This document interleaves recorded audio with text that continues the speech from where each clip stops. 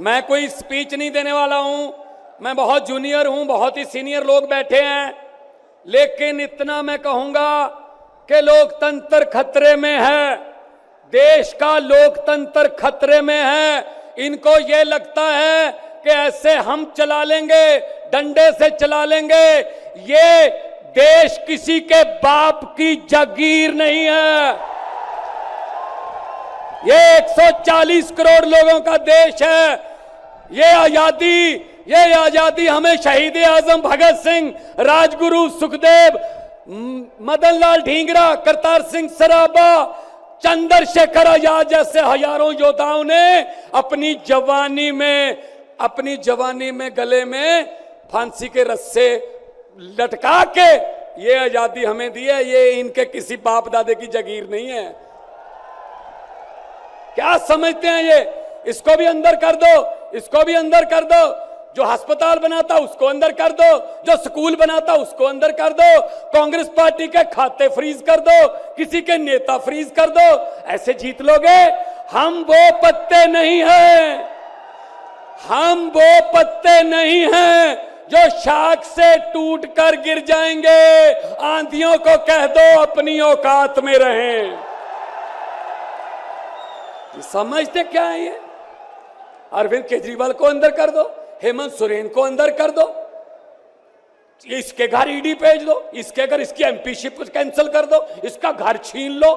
अरे मालिक तुम हो, इन घरों के मालिक तुम हो।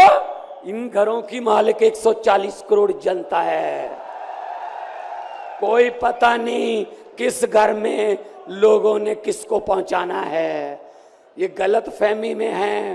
हुकूमत वो करते हैं जिनका दिलों पर राज होता है। यूं कहने को तो मुर्गे के सर पे भी ताज होता है।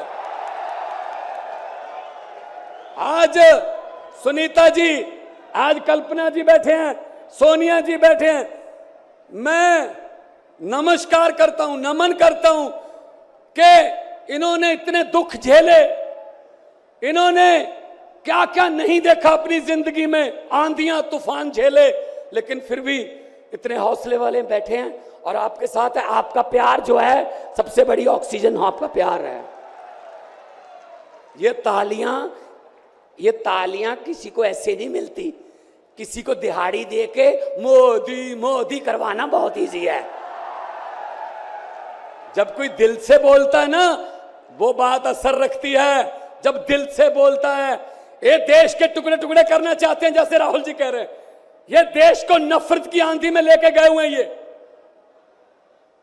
ये सीएए लेके आए। मैं पार्लियामेंट में था, मैं एमपी था तब। मैंने कहा जी मुझे बोलने का मौका दीजिए। कहते नहीं जी। मैंने कहा जी 30 सेकंड। कहते जी, मैंने कहा जी 30 सेकंड। कहते 30 सेकंड में क्या बोलोगे? नहीं।